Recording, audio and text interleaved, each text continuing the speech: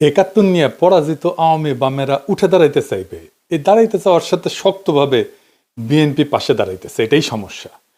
আওয়ামী লীগ তার ফ্যাসিস্ট শাসনের বৈধতা উৎপাদনের জন্য একাত্তরকে ব্যবহার করেছিল। বিএনপি মনে করতেছে তারা একাত্তরকে ব্যবহার কইরা তার প্রধান প্রতিপক্ষ জামাতকে ঘায়েল করে দিবে। কামডা গলে বিএনপি ভালো করতেছে। বিএনপির হারাইতে বাংলাদেশের জনগণের বেশি বেগ পাইতে হবে না। কারণটা এইটা না যে একাত্তর বিএনপি বিরোধী শক্তিকে বিব্রত করবে, কারণটা হইতেছে এই সফট পলিটিক্যাল অস্ত্রকে বিএনপি কিভাবে ইউজ করবে সেটা না জানা। এই সফট অস্ত্র ভালো মতো ইউজ করতে না জানলে নিজের হাতেই ফাইটা যেতে পারে। একাত্তর নিয়ে আমার কিঞ্চিত লেখাপড়া আছে, মানে মুক্তিযুদ্ধের বয়ানে ইসলাম লেখার সময় আমি একাত্তরের এমন কোনো প্রকাশিত দলিল নাই যেটা খুঁটায় খুঁটায় পড়ি নাই। তো এটা পড়ে যা বুঝেছি যে একাত্তরের ইতিহাস এত মিছা কথা দিয়ে ভর্তি, এত কন্ট্রাডিকশনে ভর্তি, এত বাটপাড়িতে ভর্তি যে এইটারে হুতায় দেওয়া পানি ভাতের কাজ। বদরুদ্দিন ওমরই কইছেন যে একাত্তরের ইতিহাস 90% মিছা কথা। এই ইতিহাসের চেতনারে উড়ায় দেওয়া, জয় বাংলা কইরা দেওয়া বা হাতের কাজ। একাত্তরের নৌকায় বৈশা আওয়ামী লীগ যে কিনা একাত্তরের ফার্স্ট ডিভিশনের প্লেয়ার সেই ডুবিছে, আর একাত্তরের সেকেন্ড ডিভিশনের প্লেয়ার বিএনপি আরো ডুববি। এখন অনেকে কইতে পারে তাইলে আমরা একাত্তর নিয়ে করমুটা কি? এর কথা কমু না? অবশ্যই কমু, অনেক বেশি কমু। একাত্তরকে একটা বিগেস্ট হিস্টোরিক ইভেন্ট হিসাবে আমাদের লেন্সে পাঠ করা লাগবে, আমাদের নিজেদের চোখে দেখা লাগবে, ইন্ডিয়ার চোখে না, আওয়ামী লীগের চোখে না, বাটপাড়ি আর মিথ্যাচারের লেন্সে না। তাহলে সেটা কেমন হবে? কোন লেন্সে? আমাদের নিজেদের লেন্সে, আমাদের নিজেদের চোখে। আমাদের নিজেদের চোখে দেখাটাই সারা দুনিয়া নেবে, বাংলাদেশের বেশিরভাগ মানুষ নেবে। আপনারা দেখেছেন 1971 নিয়ে, 6 দফা নিয়ে, ভাষা আন্দোলন নিয়ে আমি মেলা বাংকার ব্লাস্টার এপিসোড করেছি, আমারে গেলাইছে অনেক, কিন্তু পাল্টা আর্গুমেন্ট কিন্তু কেউ তুলতে পারে নাই।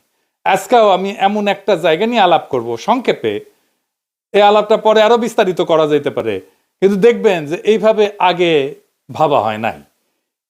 শুরুতে একটা এক্সাম্পল দেখায়নি কেন বিএনপি একাত্তর নিয়ে কোনো বয়ান তৈরি করতে পারবে না, হাতে নাতে দেখাই দেবো। দেখাবো? আসেন দেখাই। বিএনপি একটা ভিডিও বানাইছে তার নির্বাচনী ক্যাম্পেইনের জন্য, প্রচুর আবেগ নিয়ে বানানো। থিম হইতেছে মুক্তিযুদ্ধ আর 2024 দুই জেনারেশনের দুই আহত যোদ্ধা কিভাবে দেশের জন্য কাজ করবে বা করতেছে। এইটা সাহেব দেখান, ওই অংশটা দেখান। কিভাবে হলো?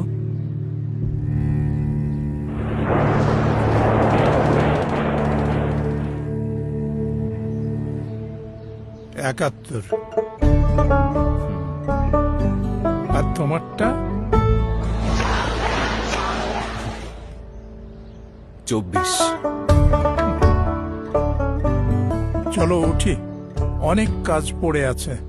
হ্যাঁ, আমারও অনেক কাজ আছে। মানে হইতেছে 1971 ক্ষত হাতে আর 2024 ক্ষত পায়, তাই তো? আপনারা হাত হারানো মুক্তিযোদ্ধা দেখেছেন জীবনে? কদাচিৎ দেখতে পারেন, আমি দেখি নাই। যা দেখেছি সবই পা হারানো যুদ্ধাহত মুক্তিযোদ্ধা। সেলিব্রেটেড কর্নেল তাহের, উনি ছিলেন পা হারানো। মুক্তিযোদ্ধা পুনর্বাসন কেন্দ্র শ্যামলীতে যেটা ছিল এখনো আছে, সেইখানে থাকতেন যুদ্ধাহত মুক্তিযোদ্ধারা। সকালবেলা ওনাদের হুইল চেয়ার নিয়ে বাইর হইতেন, শহীদ মিনারে আসতেন, স্মৃতিসৌধে যাইতেন, সবাই পা হারানো। এইটা সাহেব যুদ্ধাহত মুক্তিযোদ্ধা লিখে সার্চ দেন না গুগলে, দেখেন সবাই হুইল চেয়ারে। এইটা যুদ্ধের স্বাভাবিক ক্যাজুয়ালিটি। যুদ্ধে পা হারায় বেশি যুদ্ধাহতরা। তার মানে এরা মুক্তিযুদ্ধ বলে বলে চিৎকার করবে, কিন্তু রিয়েল মুক্তিযুদ্ধ জিনিসটা নিয়ে গভীর বোঝাপড়া নাই, দরকারও নাই। কারণ ভোটের জন্য তো এটার কথা কইতেছে, জামাতকে হারানোর জন্য এই কথা কইতেছে। মাথার মধ্যে এটা নাই কি বলে জামাতের শক্ত রাজনৈতিক বিরোধিতা করা যায়। ভোটের জন্য কিন্তু আসলে রাজনৈতিক বিরোধিতারও দরকার নাই। আপনারা হাদির ক্যাম্পেইন দেখছেন না? হার্ডকোর পলিটিক্স নিয়ে ক্যাম্পেইন করছে। এরা টাকা দিয়ে নমিনেশন কেনে, টাকা ছড়া ইলেকশনে যেতে, তারপরে 5 বছর ধরে লুটপাট করে। তার জন্য দরকার কুইক ফিক্স, সহজে করা যায় এমন রাজনৈতিক খাবার, ইনস্ট্যান্ট নুডলের মতো। তাই বিএনপির বুদ্ধিজীবীরা হাজির করছে মুক্তিযুদ্ধ, এই দিয়া জামাতরে ঘায়েল করবে। আওয়ামী লীগ 71 দিয়া ফ্যাসিবাদের বৈধতা উৎপাদন করছে, বিএনপি 71 দিয়া জামাতকে মারতে চায়। দুই পক্ষই 71কে একটা পলিটিক্যাল ইনস্ট্রুমেন্ট বানাইছে ভোটে জেতার জন্য, তার রাজনৈতিক লক্ষ্য হাসিল করার জন্য। আর বিএনপি বলে একটা দল ধর্ম নিয়ে রাজনীতি করে, আর তোরা যে মুক্তিযুদ্ধ নিয়ে রাজনীতি করতেছিস, তা আবার ভোটে জেতার জন্য। 2024কে দাঁড় করাবে 1971-এর লিগ্যাসি বা উত্তরাধিকারের উপরে। 1971-এর লিগ্যাসির উপরে 2024 দাঁড়ায় নাই। 1971-এ যারা সিপাহী সালার তারা জিয়াউর রহমানকে রাজাকার বলতো। 1971-এর খেতাব কাইরে নিছে জিয়াউর রহমানের। আর সবাই ফ্যাসিবাদের সফটার হার্ড পাওয়ার ছিল। 1971-এর নামে আমাদের উপরে ফ্যাসিবাদ চাপায় দেওয়া হয়েছে।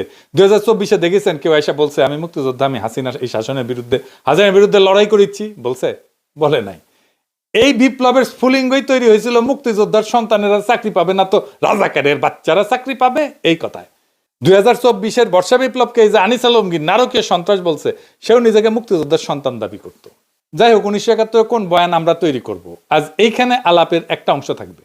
কিভাবে আমরা আওয়ামী আর ইন্ডিয়ান বয়ান উতরায় যেতে পারবো, তার বাইরে 1971 নিয়ে আমাদের নিজেদের বয়ান তৈরি করতে পারবো। আসেন সেটা একটু বুঝে দেখি। 1971 একটা ঐতিহাসিক বাস্তবতা। 1971-কে অস্বীকার করা সম্ভব না, কেউ করেও না। বলার চেষ্টা করে, যদি কেউ বলে সূর্য নাই, তাহলে তো সূর্য আকাশ থেকে হাওয়া হয়ে যায় না, তাই না? এটা ঘটনা ঘটছে। 1971-এ কি হয়েছিল? 1971-এ পূর্ব পাকিস্তানের স্বায়ত্তশাসনের আন্দোলন স্বাধীনতার আন্দোলনের রূপ নেয়। কিন্তু এটাও সত্য, পাকিস্তান ভাঙার জন্য মুজিব নিজে ভারতের সাথে ষড়যন্ত্র করছে। আগরতলা ষড়যন্ত্র করেনি? আগরতলা ষড়যন্ত্র মামলা হয়েছে না? পাকিস্তান যেন ব্যর্থ রাষ্ট্র হয়, সেই জন্যে মুজিব চেষ্টা করছে ভারতের সাহায্য নিয়ে। ভারত সবসময় সাহায্য করে গেছে। পাকিস্তান হইল, কমিউনিস্টরা কু করার চেষ্টা করলো, উত্থান ঘটলো আইয়ুব খানের। এই কুয়ের পেছনে ছিল সেই আদি অকৃত্রিম অখণ্ড ভারতের পূজারী বামেরা। ওই কুনা হইলে পাকিস্তানে আর্মি এইভাবে এতদিন সামরিক শাসন চালাইতে পারে না। তবে পাকিস্তানকে ধোয়া তুলসী পাতা তা তো ছিল না। পাকিস্তান কেন সৃষ্টি হইল? পাকিস্তান সৃষ্টি হইল ভারতের সংখ্যালঘুদের জন্যই তো। মুসলমান আর হিন্দু দলিত দুই সম্প্রদায় মিলে পাকিস্তান আন্দোলন করলো। পাকিস্তান মানে কিন্তু পাক বা পবিত্র স্থান না। পাকিস্তান হচ্ছে একটা সংক্ষিপ্ত নাম, এটা ভূখণ্ডের। কোন কোন ভূখণ্ড? পাঞ্জাবের পি, আফগানিয়া যেটা আজকে খাইবার পাখতুনওয়ালা, ওটার আগে নাম ছিল আফগানিয়া, সেটার এ, কাশ্মীরের কে, সিন্ধের এস, আর বেলুচিস্তানের TAN, এই সব মিলে হইতেছে পাকিস্তান। তার মানে উত্তর পশ্চিম ভারতের কয়েকটা অঞ্চল জুড়ে একটা রাষ্ট্র। খেয়াল করেন, এখানে বাংলা নাই, পূর্ব বাংলা নাই। পাকিস্তান আন্দোলনের সূচনা ঢাকায়, মুসলিম লীগের জন্ম ঢাকায়। তারা আন্দোলন করতেছে যেই রাষ্ট্রের জন্য, সেই রাষ্ট্র কল্পনায় বাংলাই নাই। তাহলে ওই রাষ্ট্রে পূর্ব বাংলা টিকে? টিকে না তো, মনোজগতেই তো নাই। ভাষার জন্য কিভাবে রাজনীতি পরিবর্তিত হয় বুঝছেন তো? ভাষার মধ্যে রাজনীতি কিভাবে লুকায় থাকে? পূর্ব বাংলা ঢুকছিল সংখ্যার জোরে, কিন্তু রাষ্ট্রের কল্পনায় ঢোকেনি তো। এইখানে ইতিহাসের লেন্স বদলাইতে হবে। আমরা সাধারণত ভাবি পাকিস্তান ভাগলো 1971-এ, আসল সত্যটা হইলো পাকিস্তান ভেঙ্গেই বানানো হয়েছিল। এটা রাষ্ট্রের নামে যখন একটা অংশকে বাদ দিয়া এটাকে চিন্তা করা হয়, কল্পনা করা হয়, তখন সেই অংশকে পরে শাসন করতে হয় বন্দুক দিয়া, ভোট বাতিল করিয়া, সংখ্যাগরিষ্ঠতাকে ভয় পাইয়া, ট্রিগার চাইপা। আর ইন্ডিয়ার উস্কানি তো ছিলই। পাকিস্তানের এলিটটা এতই বেকুব ছিল যে কোনোভাবেই পূর্ব পাকিস্তানকে পলিটিক্যালি কিভাবে ওন করতে হবে সেটা বুঝতে পারেনি। মুসলিম লীগকে টেকাইতে পারে নাই। পাকিস্তান রাষ্ট্রকে যে টিকায় রাখবে পলিটিক্যাল ইনস্টিটিউট, তারই টুকরা করলো। সোহরাওয়ার্দী তার অনুসারীদের মুসলিম লীগ থেকে বের করে দিল, জন্ম নিল আওয়ামী মুসলিম লীগ। আর সোহরাওয়ার্দী যে বাংলাই বলতে পারতো না, তার শিষ্যরা রাষ্ট্রভাষা আন্দোলন শুরু করলো বাংলা ভাষার জন্য। কি তামাশা! দলিত হিন্দু নেতা যোগেন মন্ডলকে রাতের আধারে পাকিস্তান ছাড়তে হলো। একটার পর একটা ভুল করতে করতে করতে করতে শেষ পর্যন্ত বাংলাদেশ রাষ্ট্রের জন্ম অবশ্যম্ভাবী করে তুললো। পাকিস্তান নিজেই করলো। পাকিস্তানকে তার হিস্টোরিক মিস্টেক গুলো অ্যাকনলেজ করতে হবে, তো এটা স্বীকার করতে হবে। শুধু ইন্ডিয়ার দোষ দিলে তো হবে না। ইন্ডিয়ার ষড়যন্ত্র কেন সফল হইতে পারলো সেটার হদিস নিতে হবে। মুশকিল হইতেছে নিজের পাদের গন্ধ কেউ নিজের টের পায় না। সেজন্যই এনগেজ হইতে হয় ভিন্ন মতের সাথে। পাকিস্তান ট্রুলি এনগেজ হয়েছে বাংলাদেশের সাথে, বাংলাদেশের ইন্টেলিজেন্সিয়ার সাথে, বাংলাদেশের সিভিল সোসাইটির সাথে, বাংলাদেশের একাডেমিয়ার সাথে, বাংলাদেশের মিডিয়ার সাথে। হয়নি, এখনো হয় না। ইন্টেলেকচুয়ালি এনগেজ হয়নি। হইলে ইন্ডিয়ার এই বারবারন্ত অনেক এফিসিয়েন্টলি ঠেকাইতে পারতাম আমরা বাংলাদেশে। এখন 71-এর সবচেয়ে বড় ট্র্যাজেডি কি, এটা আমাদের বুঝতে হবে। 71-এর সবচেয়ে বড় ট্র্যাজেডি গণহত্যা, জেনোসাইড। ক্লাস বুক রেফারেন্সের জেনোসাইড। এই জেনোসাইডের দুইটা বড় পার্ট, একটা বাঙালি জেনোসাইড আর একটা বিহারি জেনোসাইড। বিহারি জেনোসাইড একেবারে মুছে দেওয়া হয়েছে, বিহারিদেরকে বাঙালিরা মারছে। আমরা বাঙালি জেনোসাইড বলি, কিন্তু দেখেন 1971-এর সবচেয়ে বড় দখল গেছে হিন্দু সম্প্রদায়ের উপরে, বাঙালি হিন্দুর উপরে। এটা শুধু একটা জাতির উপরে আক্রমণ না, একটা জাতির নির্দিষ্ট ধর্ম সম্প্রদায়ের উপরে আক্রমণ। এই ক্ষতটা হিন্দু সম্প্রদায়ের মধ্যে গভীর। আমার ফুলকুমারিতে পড়ছেন যে আমার বগুড়ার বাড়ি দখল করে নিয়েছিল আমাদেরই এক প্রতিবেশী। এখনো তারা আমাদের প্রতিবেশী, এখনো। এই যে এক্সট্রিমলি কমপ্লেক্স জটিল সিচুয়েশন, এটার তো প্রপার রিকনসিলিয়েশন হয়নি। তো আমার সেই প্রতিবেশী, উনি তো কোনোদিন এসে আমাদের পরিবারের কাছে মাপ চান নাই যে কাজটা ভুলেছে, মাফ করে দেন। এখন পিনাকি দাবরানি দিলে ওই ভারিচারা হয়ে পালাইবে, সেটা অন্য কথা। কিন্তু বাংলাদেশের সব হিন্দু তো পিনাকি না, সে তো ভয়ে থাকে আমার বাড়ি না আবার দখল করে ফেলে। এইটাকে অ্যাড্রেস করতে হবে, জেনোসাইডের একটা ফয়সালা করতে হবে। আমি দুইটা কাজ খুব চেষ্টা করেছি এই সরকারকে দিয়ে, প্রফেসর ইউনূসের সরকারকে দিয়ে। ১/৭১ নিহতদের পুরো নাম তালিকা করা প্রজেক্ট, এক প্রফেসর কাজ করতেছেন এইখান থেকে ওইখান থেকে নানা ফান্ড টান নিয়ে, সামান্য একটা ফান্ডের জন্য উনি ফিল্ড ওয়ার্ক করতে পারতেছেন না, শেষ করতে পারতেছেন না। আমি হয়রান হয়ে গেলাম একটা ফান্ড ম্যানেজ করে দিতে। আমাদেরই সব ভাই ব্রাদাররা সরকারে আছে, তারাও করে দিলেন না। এটা আর কি বলবো, আর এখন বলতে গেলে তো ওনাদের সাথে রাগারাগি ঝগড়াঝাটি করতে হয়। এই কষ্টটা করে যেতে পারতো প্রফেসর ইউনূসের সরকার। আমি ওনার জন্য ক্রাউড ফান্ডের ব্যবস্থা করতে পারতাম, কিন্তু আমি ওনার এক্সপোজ করলে ওনার বিপদ হবে, ওনারা খাইয়া দেবে ইন্ডিয়া বা আওয়ামী লীগ। আর একটা কাজ হইতেছে বিহারিদের ক্যাম্পগুলো বন্ধ করে তাদের মেন স্ট্রিমে নিয়ে আসা। এটা লজ্জার যে তারা এখনো একটা ক্যাম্পের মধ্যে, ঘেটোর মধ্যে আছে। আব্দুল নূর তুষারেরা গণহত্যার জন্য পাকিস্তানে 3বার ক্ষমা চাইলো, আবার চাইতে বলে ক্ষমা। আব্দুল নূর তুষারেরা বিহারি গণহত্যার জন্য ক্ষমা চাইতে প্রস্তুত আছে? নাই। তাইলে ইতিহাসের রিকনসিলিয়েশন হবে কিভাবে? যখন বিহারি গণহত্যার কথা আসবে তখন দেখবেন গা মুসরা মুসরি করিচ্ছে।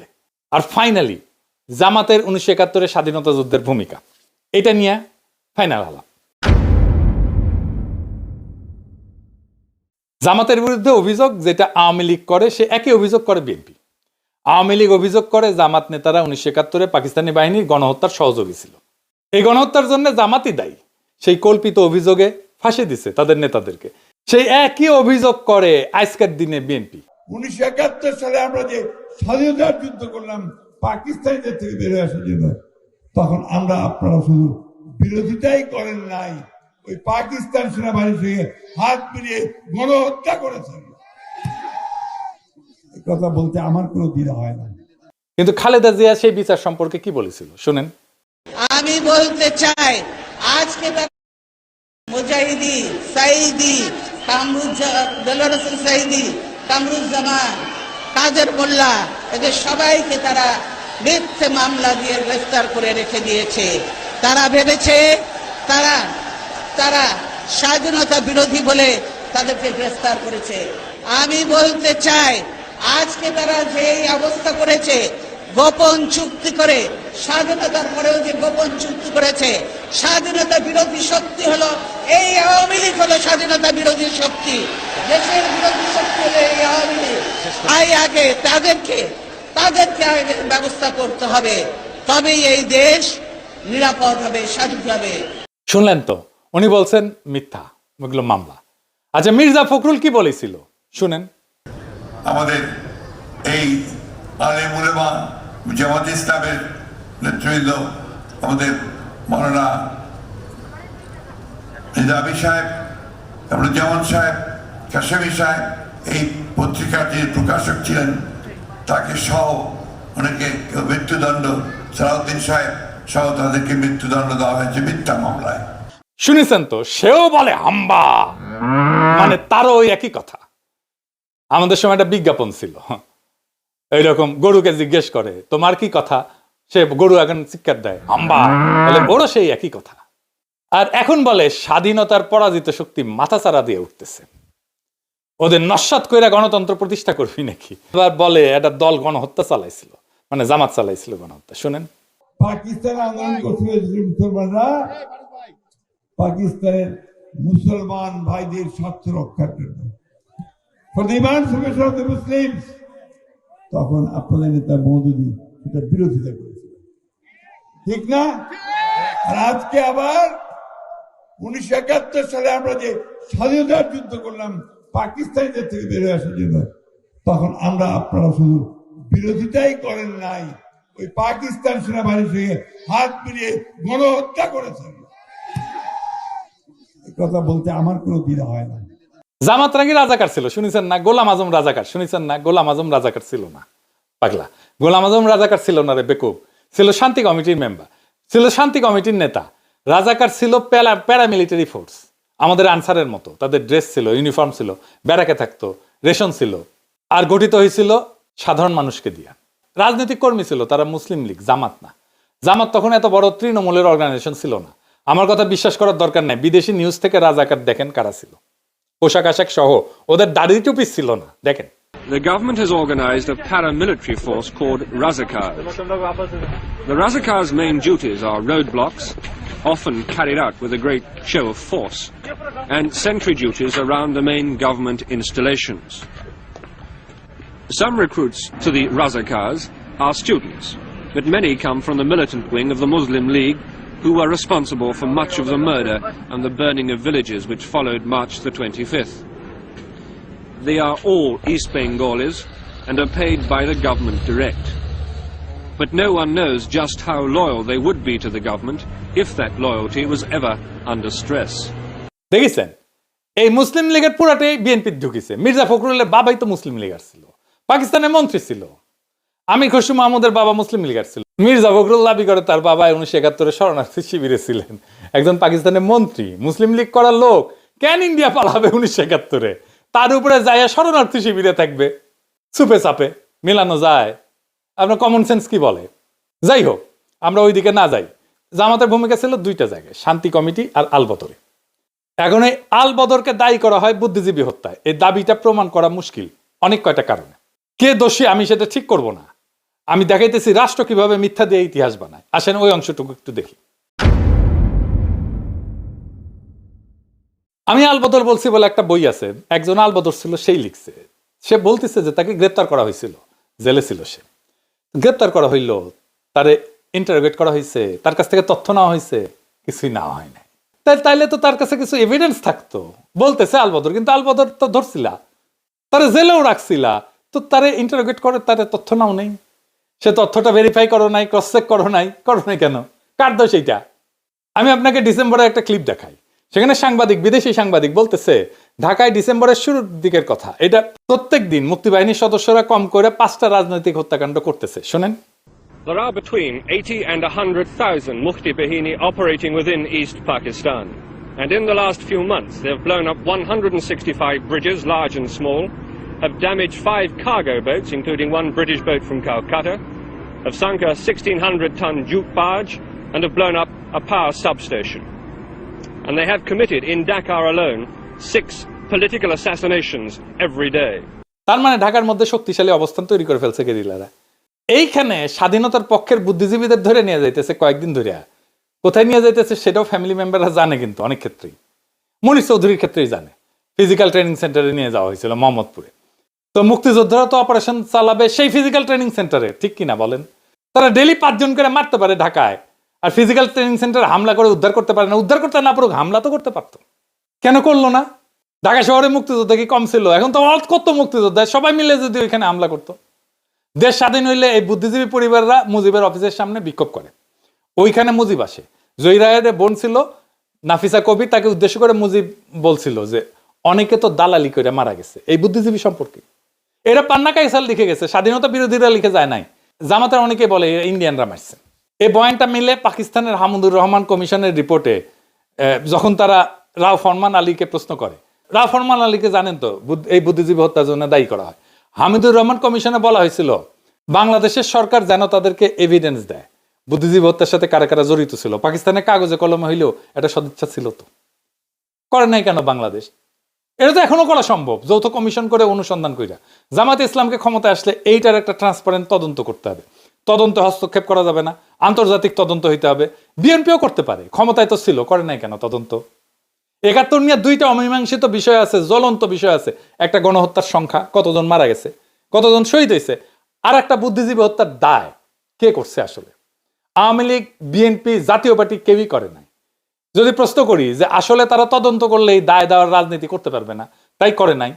মানিক বন্দ্যোপাধ্যায়ের প্রাগৈতিহাসিক বলে একটা উপন্যাস ছিল, ওইখানে এক ভিখারি, তার পায়ে একটা ঘা ছিল, বিভৎস ঘা, ওই ঘায়ে চিকিৎসা করতো না, কারণ চিকিৎসা করলে ভালো হয়ে যাবে, আর ঘা দেখায় ভিক্ষা করতে পারবে না। তাই আওয়ামী লীগ, বিএনপি এই ক্ষতের কোনো চিকিৎসা করেনি 71 নিয়ে, কারণ চিকিৎসা করলে মুক্তিযুদ্ধের চেতনা বেইচা ভোটের রাজনীতি করতে পারবে না। এটাই হইতেছে আসল সত্য।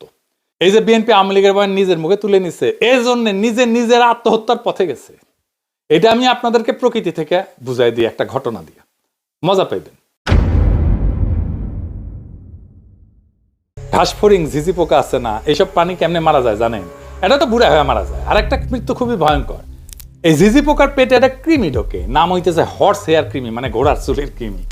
এডিটর সাহেব, ঘোড়ার আবার একটা হাসি দেওয়া লাগবে, তার চুলের কৃমি, সেটাও একটা বিষয় হয়েছে এপিসোডের, এটা হাসি দেয় না। যাই হোক, ভালোই হয়েছে। এটা লম্বা সুতার চুলের মতো দেখতে, পরজীবী কৃমি, সাধারণত পোকামাকড়ের ভেতরে বড় হয়। এই কৃমির জীবন চক্র শেষ করার জন্য পানির দরকার হয়, এটা মনে রাখেন, আমরা ফিরে আসবো এই জায়গায়। তো এই ঝিঝি পোকা, এই কৃমির ডিম সংক্রমিত পোকা যদি খেয়ে ফেলে, তাহলে এই ডিমটা শরীরে ঢুকে পড়ে ঝিঝি পোকা। এই ডিমটা ঢোকার পরে ঝিঝি পোকার পেট ভেদ কইরা শরীরের ভিতরে ঢুকে যায়। সেখানে আস্তে আস্তে আস্তে আস্তে বড় হইতে থাকে, শরীরের ভিতরে পুরা শরীর খায়া ফেলে। ঝিঝি পোকার শরীরের ভিতরে প্রায় পুরা জায়গা দখল করে নেয় এই কৃমিটা। এই কৃমি এতই বড় হয় যে অনেক সময় এই কৃমির দৈর্ঘ্য ঝিঝি পোকার শরীরের চাইতে কয়েক গুণ বেশি হয়ে যায়।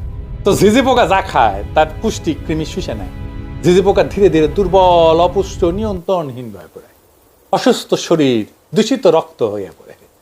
সবচেয়ে ভয়ঙ্কর ধাপ হইতেছে, এই কৃমি ঝিঝি পোকার মাথা, মগজ নিয়ন্ত্রণ করে, চিন্তা নিয়ন্ত্রণ করে, মাইন্ড কন্ট্রোল করে। কিভাবে? এই কৃমি ঝিঝি পোকার স্নায়ুতন্ত্রে একটা রাসায়নিক সংকেত দেয়, এটাকে বলে, ডাক্তারি ভাষায় বলে নিউরোঅ্যাক্টিভ কম্পাউন্ড। ফলে ঝিঝি পোকার স্বাভাবিক ভয়ের প্রতিক্রিয়া নষ্ট হয়ে যায়। ঝিঝি পোকা পানিকে ভয় পায়, কিন্তু তখন পানির দিকে আকৃষ্ট হয়ে যায়। স্বাভাবিকভাবে পানি এলায় চলে, কিন্তু ওইটার জন্য সে পানির দিকে যাইতে থাকে ঝাঁপ দেওয়ার জন্য। তারপরে পানিতে ঝাঁপ দেয়, ঝিঝি পোকা ঝাঁপ দিয়ে মারা যায়। তখন ওই কৃমি ঝিঝি পোকার পাছা ফুইরা বের হয়ে আসে, ঝিঝি পোকা মারা যায়, আর কৃমি তার নতুন আশ্রয়ের খোঁজে যায়। ঝিঝি পোকা হইতেছে বিএনপি, আর ইন্ডিয়ান আওয়ামী লীগ হইতেছে ওই কৃমি, সেকুলার, সেন্ট্রিস্ট, লিবারাল, ডেমোক্রেট কৃমি, যেমন ওয়াকারের পথবালক তাসনিম খলিল, এরা ঢুকিছে। এরা সেই কৃমি বিএনপি ঝিঝি পোকার মধ্যে ঢুকিছে।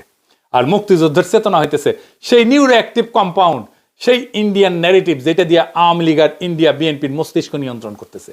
বিএনপির মধ্যে তো ইন্ডিয়ান র আছে, আমার কথা না, এটা বিএনপির নেতার কথা, বড় নেতার কথা, আলতাফ ভাইয়ের কথা শুনেন। বিএনপির কিছু লোক আছে যারা নন আননোন না, নূতন না, পুরানা, নন রয়ের এজেন্ট, তারা এই দেশে যদি 100 টাকা কামাই করে, 90 টাকা তারা ইন্ডিয়াতে পাঠায়। এখন বিএনপি ঝিঝি পোকার মতো পানির দিকে ঝাঁপ দিতে যেতেছে।